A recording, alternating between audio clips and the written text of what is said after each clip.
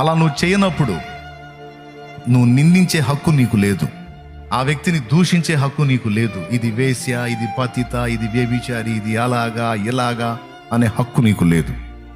ఏ కారణం చేత అయింది, ఏమిటి, ఆమె యొక్క అవసరత ఏమిటి?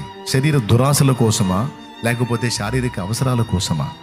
ఎందుకు తలొంచారు ఏంటి అనేది పరిగణలోకి తీసుకోవాలి. కొంతమంది తప్పుడు జీవితంలో ఉండి ఘోరాతి ఘోరంగా ఏడుస్తూ ఉంటారు. మనస్సాక్షిని చంపుకొని పాపం చెయ్యలేక, అలాగని మరి వేరే మార్గం లేక తల వంచేటువంటి వాళ్ళు అబలలు బోల్డంతమంది ఉన్నారు ఈరోజు సమాజంలో మనం చూస్తే. అందుకే చెబుతున్నాను, స్త్రీలైనా పురుషులైనా సమాజంలో మీకు అలా వంకర మార్గంలో కనపడ్డ వాళ్ళని దయచేసి తొందరపడి దూషించి ద్వేషించి అసహించుకోకండి. యేసయ్య అసహించుకోలేదు. యేసయ్య అసహించుకోలేదు. వ్యభిచారంలో పట్టబడ్డ స్త్రీని తీసుకొచ్చి యేసు ప్రభు ముందేసి ఆమెను గురించి